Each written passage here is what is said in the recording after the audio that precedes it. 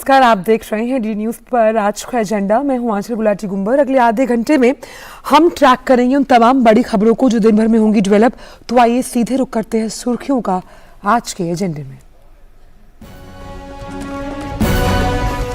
London में भारतीय उच्चायोग के बाद अमेरिका में वाणिज्य दूतावास पर चरमपंथी समर्थकों का हमला। भारत ने जताया कड़ा विरोध, अमेरिका ने भी की हमले की निंदा।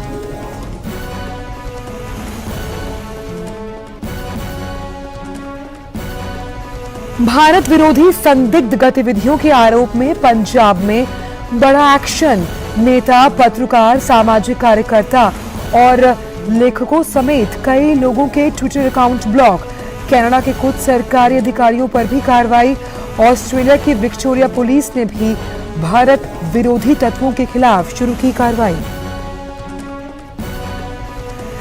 संसद में गतिरोध जारी, स्पीकर अपने चैम्बर में विवाद हल करने को तैयार। लोकसभा में आज जम्मू कश्मीर के बजट समेत कई अनुदान मांगों पर चर्चा प्रस्तावित, तो वहीं राज्यसभा में रखे जाएंगे कई महत्वपूर्ण प्रतिवेदन।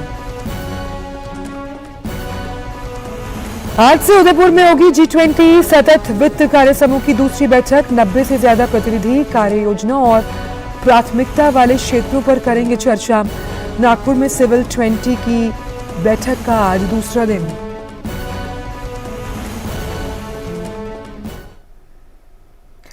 तो लंदन में भारतीय उच्चायोग पर हमले के बाद अब अमेरिका के सैन फ्रांसिस्को में भारतीय वाणिज्य दूतावास पर हमला हुआ। इस घटना के बाद भारत ने अपना कड़ा विरोध दर्ज करवाया। विदेश मंत्रालय के अनुसार अमेरिकी राजदूतावास के प्रभारी अधिकारी के साथ बैठक में साफ तौर पर कहा गया कि राजनयिक प्रतिनिधित्व की सुरक्षा और संरक्षण अमेरिकी सरकार का बुनियादी दायित्व है। यह भी कहा गया कि इस मामले में ऐसे कदम उठाए जाएं ताकि भविष्य में इस तरह की कोई घटना ना हो। विदेश मंत्रालय के मुताबिक वॉशिंगटन में भारतीय राजदूतावास ने अमेरिकी विदेश विभाग को भारत की इन्हीं चिंताओं से अवगत कराया और अपनी जिम्मेदारी निभाने के लिए कहा। सैन फ्रांसिस्को में कल चरमपंथी समर्थकों के एक उग्र समूह ने भारतीय महावाणिज्य दूतावास के भवन पर हमला भी किया था। उधर लंदन में भारतीय उच्चायोग में तोड़फोड़ करने और इमारत की पहली मंजिल से तिरंगा उतारने के मामले में एक व्यक्ति को गिरफ्तार किया गया।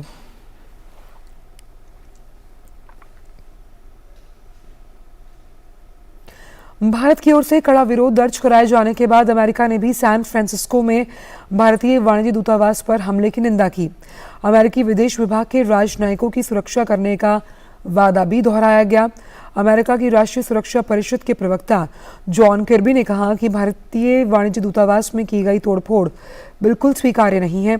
उन्होंने कहा कि विदेश विभाग की राजनयिक सुरक्षा सेवा मामले की ठीक से जांच करने के लिए स्थानीय अधिकारियों के साथ काम किया जा रहा है। भारत विरोधी तत्वों के खिलाफ देश में कड़ी कार्रवाई की जा रही है। कई चरमपंथी समर्थकों के ट्विटर अकाउंट्स को ब्लॉक कर दिया गया। इनमें कनाडा में सांसद और न्यू डेमोक्रेटिक पार्टी के नेता जगमीत सिंह का ट्विटर अकाउंट भी शामिल है। साथ ही कनाडाई कवयित्री रूपी कौर, यूनाइटेड सिख और कनाडा निवासी गुरदीप सिंह सहोटा का ट्विटर अकाउंट भी ब्लॉक कर दिया गया। ये कदम ऐसे समय में उठाया गया जब हाल ही में ब्रिटेन की राजधानी लंदन और अमेरिका के सैन फ्रांसिस्को शहर में चरमपंथी समर्थकों ने भारतीय उच्चायोग और वाणिज्य दूतावास पर हमला किया था। कनाडाई सांसद हैं जगमीत सिंह, वो लंबे समय से अपने सोशल मीडिया अकाउंट्स के जरिए भारत विरोधी एजेंडा चलाता आ रहा था। जगमीत ने कई बार चरमपंथी समर्थकों के सपोर्ट में ट्वीट किए थे। ऑस्ट्रेलिया के विक्टोरिया पुलिस ने मेलबर्न में इस साल 29 जनवरी को हिंसक विरोध प्रदर्शन करने वाले 6 चरमपंथियों की जो समर्थक हैं उनकी तस्वीरें जारी की। पुलिस ने लोगों से इनकी पहचान करने की अपील की है।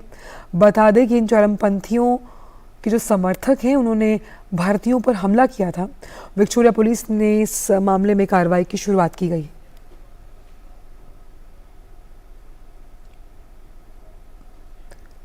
तो पंजाब में भी जो कट्टरपंथी अमृतपाल है उसके खिलाफ पुलिस का एक्शन जारी है। पूरे पंजाब में पुलिस का पहरा है। कई जिलों में धारा 144 लागू है। मोबाइल, इंटरनेट और SMS सेवा ठप है। लेकिन अमृतपाल का अब तक कोई सुराग नहीं मिला। इस बीच पंजाब पुलिस के आईजी सुखचैन सिंह गिल ने कहा कि अमृतपाल सिंह के खिलाफ कार्रवाई में अब तक 100 से ज्यादा लोगों को पकड़ा जा चुका है। इनमें से कई लोगों के खिलाफ एनएसए के तहत कार्रवाई की जा रही है। स्टेट में जो पब्लिक ऑर्डर है, जो लॉ एंड ऑर्डर है, पूरी तरह से मेंटेन्ड है। पंजाब में बिल्कुल स्टेबल है पंजाब, और बिल्कुल शांति है पूरी स्टेट में। अभी तक WPD जो वारिस पंजाब के जो है एलिमेंट्स हैं, इनके खिलाफ 6 केसेस रजिस्टर किए गए हैं, जिसमें इन केसेस में जो मेन सेक्शंस हैं वो disharmony among classes, attempt to murder के, पुलिस पर्सनल पे अटैक और पुलिस पर्सनल के काम में ऑब्स्ट्रक्शन करने के सेक्शन लगाए गए हैं। अमृतपाल सिंह अभी फरार है, पुलिस को वांटेड है। पूरी हमारी टीम्स जो हैं वो एफर्ट्स कर रही हैं उसको अरेस्ट करने की। अब तक 114 लोग हैं जिनके खिलाफ जिनको कस्टडी में लिया गया है, जिसमें 78 लोग पहले दिन, 34 दूसरे दिन और 2 लोग जो है तीसरे दिन कस्टडी में लिए गए हैं। इन सब पे एलिगेशन है disturbing peace in state, they have been taken into custody.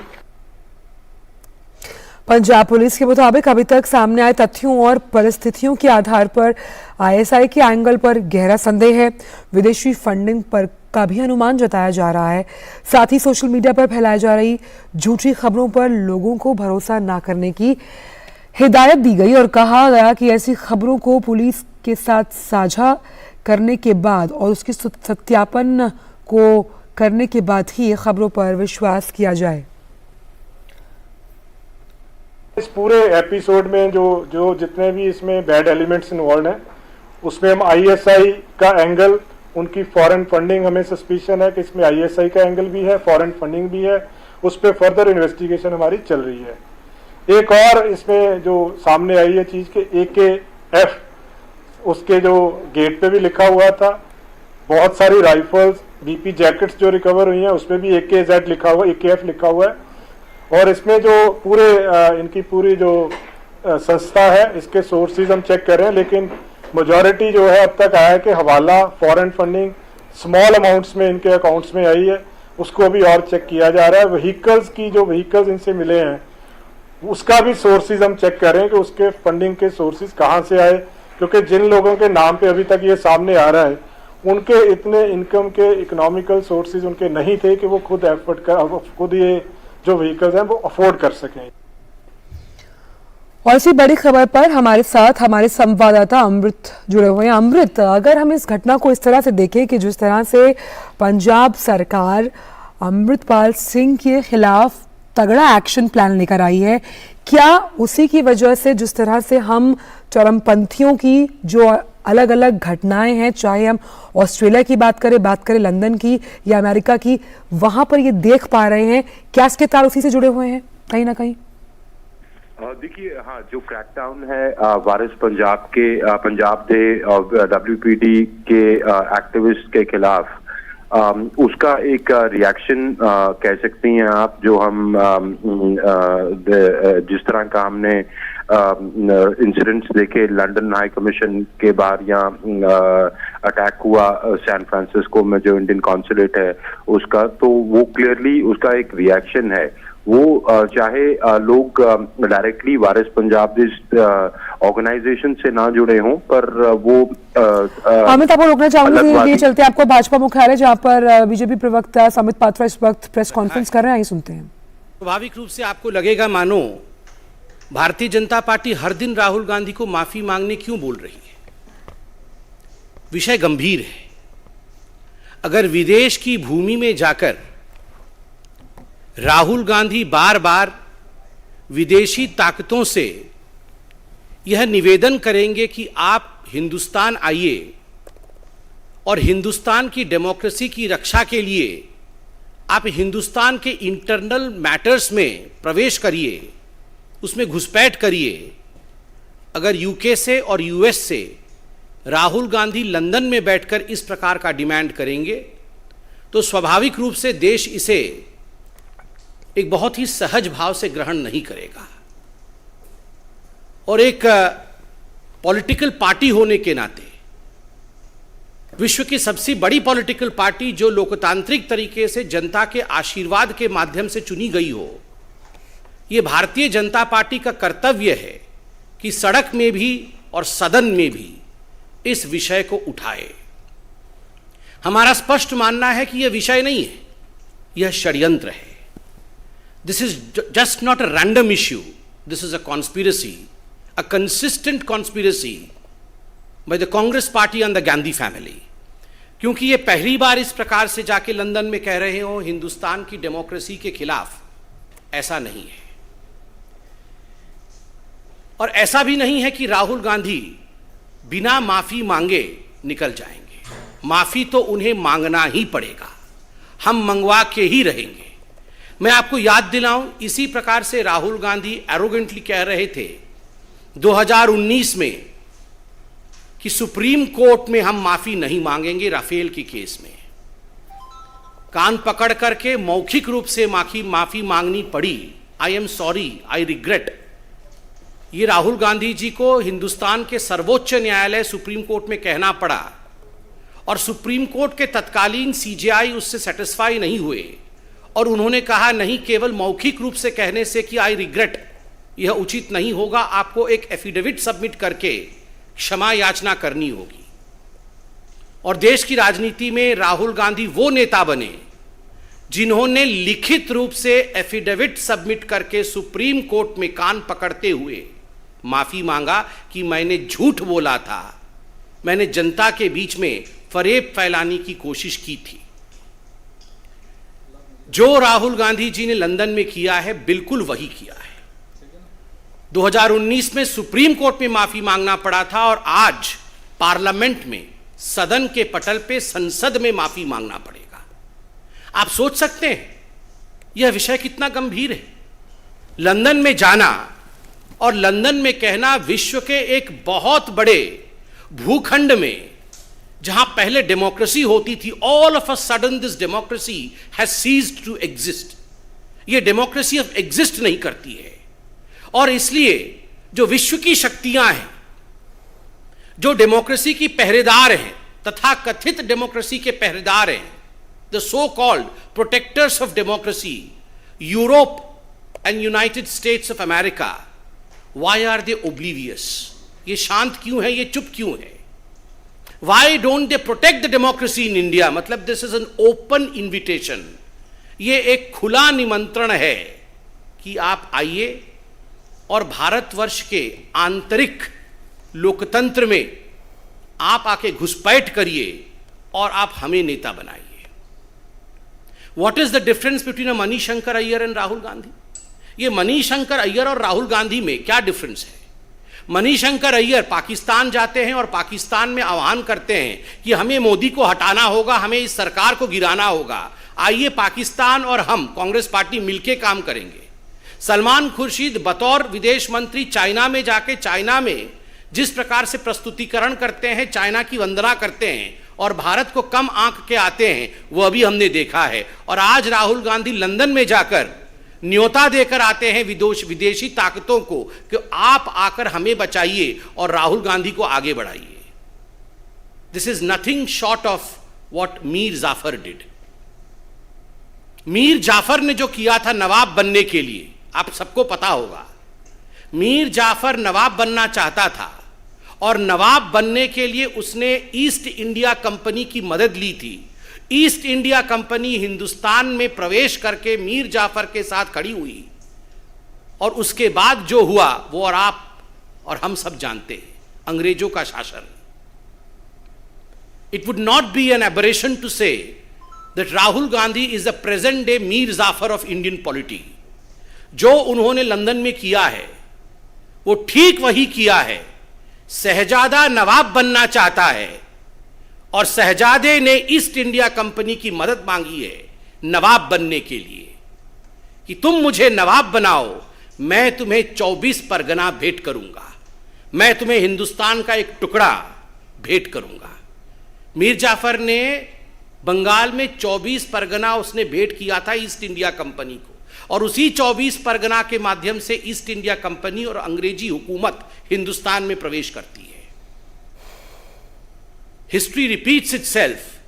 The present day Mir Jafar of Indian polity, Rahul Gandhi, has to apologize, Mir Jafar को माफी मांगनी ही पड़ेगी, इसका कोई दूसरा और विकल्प नहीं है। Hi, you have one Rahul Gandhi यहां तक गिर सकते हैं कि वो लंदन की भूमि में बैठ करके भारत के इन्वेस्टिगेटिव एजेंसीज को डीप स्टेट करार दे सकते हैं कि these are the deep states just as Pakistan has ISI.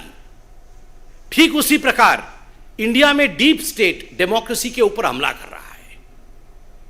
Rahul Gandhi जो प्रेजेंट डे मीर जाफर है, वो यहां तक गिर सकते हैं कि लंदन में बैठकर वो कह सकते हैं कि जो इंडियन इंस्टीट्यूशंस है, जिसका रोल डेमोक्रेसी को प्रोटेक्ट करना है, चाहे वो मीडिया हो, चाहे वो जुडिशियरी हो, ये आज कॉन्स्ट्रेंड है, ये आज उन्मुक्त नहीं है, मुक्त नहीं है।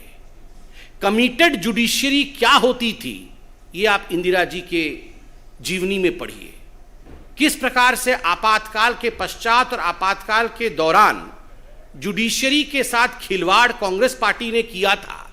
व्हाट इज कमिटेड जुडिशरी, इसकी पूरी चैप्टर आज अवेलेबल है। It is a matter of research. Just because the शहजादा वॉन्ट्स टू बिकम नवाब, शहजादे को नवाब बनना है। कांग्रेस पार्टी में आज लोकतंत्र शेष नहीं है। कांग्रेस पार्टी जनता जनार्दन, हिंदुस्तान के जनता जनार्दन के आशीर्वाद से शहजादे को नवाब नहीं बना सकती है। इसलिए दूसरे देशों में जाकर शहजादे प्लीड करते हैं कि मुझे नवाब बनना है, तुम मेरी मदद करो। ये नहीं चलेगा शहजादा, ये नहीं चलेगा। आज आपको माफी मांगनी ही पड़ेगी। आपने कहा कि हमारी माइक्स ऑफ कर दी जाती है, democracy does not exist. Rahul ji आंकड़े लेके आए हैं आज आप पार्लियामेंट आए। आपके आंकड़े जो भारतीय जनता पार्टी आज बता रही है, इन आंकड़ों पे गौर फरमाएं। अटेंडेंस शीट को देखें। राहुल जी का अटेंडेंस पार्लियामेंट में 52% है, जबकि नेशनल एवरेज 79% है। और स्टेट जहां से राहुल गांधी एमपी हैं, अर्थात केरल का औसत 84% है। केरल के एमपी जो हैं वो 84% पार्लियामेंट आते हैं। नेशनल एवरेज लगभग 80% है और मात्र 52% टाइम्स राहुल गांधी पार्लियामेंट आते हैं। अधिकांश समय तो विदेश में ही रहते हैं। और आप कहते हैं कि हमारे माइक ऑफ कर देते हैं। आपका अटेंडेंस ऑफ है साहब, माइक तो ऑन है। दूसरा आंकड़ा, participation in debates. Democracy, debates and discussion, they are the pillars of Indian constitution. अगर डेमोक्रेसी में डिबेट नहीं होगा, डिस्कशन नहीं होगा, तो डेमोक्रेसी का कोई मतलब नहीं है, कोई मायने नहीं है। डेमोक्रेसी की आत्मा डिबेट होती है। और राहुल गांधी ने मात्र 6 डिबेट्स में पार्टिसिपेट किया है अब तक इस सेशन में मतलब 2019 से। नेशनल एवरेज 41 का है और स्टेट एवरेज 68.2। केरल से जहां से वो एमपी है, वायनाड, उस स्टेट का एवरेज 68.2% है। कितने सवाल राहुल गांधी जी ने पूछे हैं? सवाल तो आप विदेश की भूमि में पूछते हैं, पार्लियामेंट में कितने सवाल पूछे हैं? राहुल गांधी ने 2019 से 2023 तक मात्र 92 सवाल पूछे हैं, जबकि नेशनल एवरेज 163 की है और स्टेट एवरेज, केरल का एवरेज 216 की है। आप सवाल पूछते नहीं है because you don't have questions. एक ही टेप रिकॉर्डर है आपके पास, वही हर जगह चलाते हैं। आप डिबेट में, डिस्कशन में भाग लेते नहीं है because you have nothing to debate. You don't participate in the parliament. आपकी अटेंडेंस यहां सबसे कम है because you feel that unfortunately, quote unquote, unfortunately you are a member of parliament. वो तो एक बगल में जयराम रमेश बैठे रहते हैं जो कान में बोलते रहते हैं, वरना उनके मुख से तो सत्य निकल ही गया था कि unfortunately I am a member of parliament, fortunately I love travelling. Fortunately वो एक फॉरेन कंट्री के टूरिस्ट के रूप में देखे जाते हैं। उनको अगर बोला जाए कि सबसे बड़ा फॉर्च्यून क्या है, तो सबसे बड़ा फॉर्च्यून वो कहेंगे हिंदुस्तान के विरोध में विदेश में बोलना, ये सबसे बड़ा फॉर्च्यून है। And unfortunately I am a member of parliament. तो स्वाभाविक रूप से ये आंकड़े राहुल गांधी जी के हैं। और विदेश की भूमि में जाकर मीर जाफर के काम करने वाले शहजादे राहुल गांधी जी से we don't request, not as BJP, but Hindustan के एक साधारण जनता के रूप में ये आदेश देते हैं, ये डिमांड करते हैं कि यू हैव टू अपोलोजाइज, आपको माफी मांगना ही चाहिए और मांगना ही पड़ेगा, क्योंकि आपने हिंदुस्तान को अपमानित किया है, हिंदुस्तान को बदनाम करने का काम किया है, और यह अधिकार आपको हिंदुस्तान की जनता ने नहीं दिया है। धन्यवाद। कोई सवाल हो तो अवश्य पूछें।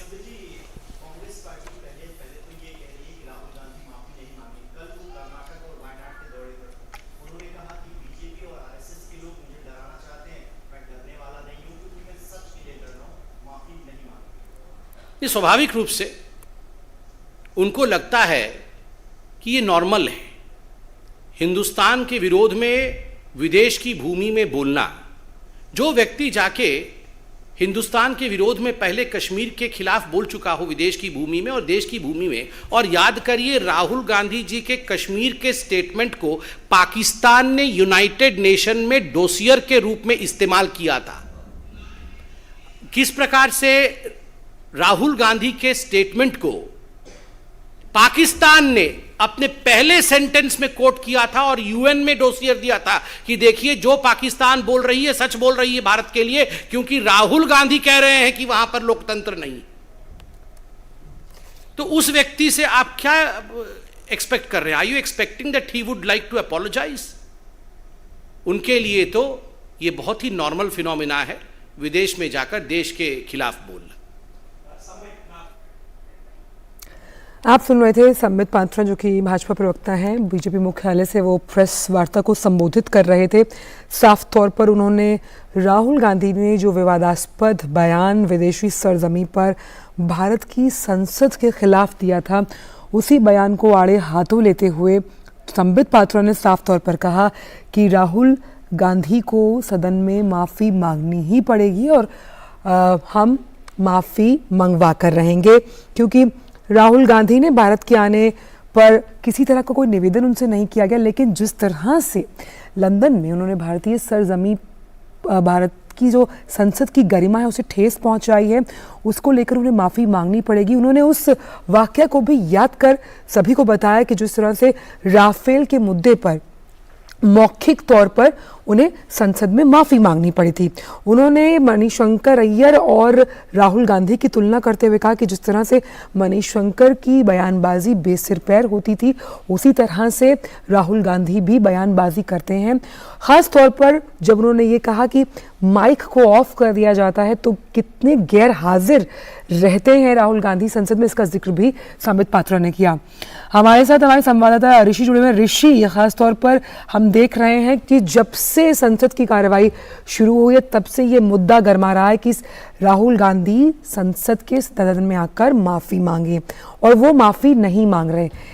किस तरह से ये गतिरोध टूटेगा? और ख़ास तौर पर साफ तौर पर भाजपा ने ये कहा है कि जिस तरह से विदेशी सरजमी पर संसद की गरिमा को ठेस पहुंचाई गई है, उसे लेकर राहुल गांधी को माफ़ी मंगवा कर ही छोड़ेंगे।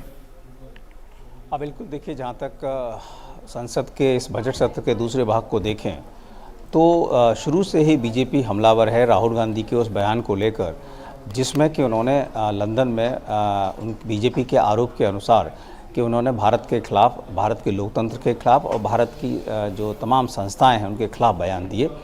और इस पूरे मसले में हमने देखा है कि चाहे वो सदन हो या सदन के बाहर, दोनों ही जगह पर बीजेपी पूरी तरीके से हमलावर है। और जिस तरीके से आज हमने देखा कि बीजेपी के जो प्रवक्ता हैं संबित पात्रा, उन्होंने भी एक कॉन्फिडेंस के साथ कहा कि राफेल मामले में जिस तरीके से वो पहले कह रहे थे कि वो माफ़ी नहीं मांगेंगे, और जो उन्होंने अनर्गल आरोप लगाए थे उनको सुप्रीम कोर्ट में माफ़ी मांगनी पड़ी। तो ये बीजेपी का कॉन्फिडेंस है। उन्हें लगता है कि इस मामले में भी वो राहुल गांधी को लगातार अपने हमलों से एक्सपोज करेंगे और उनसे माफ़ी मंगवाएंगे। और इसी रणनीति के तहत बीजेपी ने स्पष्ट कर दिया है कि राहुल गांधी को हर हाल में माफ़ी मांगनी होगी। और वहीं अगर हम बात करें विपक्ष की, तो विपक्ष सदन में और सदन से बाहर उनके भी एक ही एजेंडा है और वो लगातार उसी एजेंडे के तहत काम कर रहा है, जिसमें कि वो ख़ास तौर से जेपीसी की मांग को लेकर अड़ा हुआ है, अडानी मसले पर जांच की बात कर रहा है। अलग अलग राजनीतिक दल, जिसमें कि अगर हम बात करें चाहे वो वामपंथी दल हों या गैर कांग्रेस के जो अन्य विपक्षी पार्टियां हैं, चाहे टीएमसी की बात करें, संसद के अंदर एक रणनीति के तहत वो लोग भी कार्य स्थगन प्रस्ताव के नोटिस के तहत इन सब मुद्दों को हाईलाइट कर रहे हैं। तो इस पूरी कवायद में जो कांग्रेस है, कांग्रेस के लिए दुविधा ये है कि उनको दो तरफा स्थितियों को देखना पड़ रहा है। एक तो जो उनके एलाइज पार्टनर हैं, जो विपक्ष के साथी हैं, वो राहुल गांधी के मसले पर उनके साथ नहीं है, लेकिन अन्य मुद्दों पर, जेपीसी जैसे मुद्दों पर वो साथ हैं। तो अब कांग्रेस को अपने मुद्दों की जो प्राथमिकता है, एक तो वो तय करनी है, दूसरी राहुल गांधी के मसले पर कांग्रेस बचाव की स्थिति में है और वो राहुल गांधी के द्वारा जब तक इस पूरी स्थिति पर कोई बयान या स्पष्टता नहीं होती तब तक ये मुद्दा गरमाया रहेगा और इससे लगातार कांग्रेस की परेशानियां बढ़ी रहेंगी। बिल्कुल, कांग्रेस की परेशानियां बढ़ती रहेंगी। पार्टी में भी कहीं ना कहीं हमने देखा कि दो फाड़ है इस मुद्दे को लेकर और अब देखने वाली बात है कि संसद आज चल पाती है या नहीं। बहुत बहुत शुक्रिया ऋषि इन तमाम जानकारियों को हमसे साझा करने के लिए। आपसे आगे भी इस पर बात करते रहेंगे। तो खासतौर पर जिनकी गैर हाजिरी कई जगहों पर बहुत ज़्यादा होती है, अक्सर वो विवादास्पद बयानों में हाजिर जवाब होते हैं। और आज के एजेंडे में इतना ही। आगे आप देख सकते हैं न्यूज़ 10 मेरी सहयोगी शेरा निगार के साथ। मुझे मेरी पूरी टीम को दीजिए इजाज़त। नमस्कार।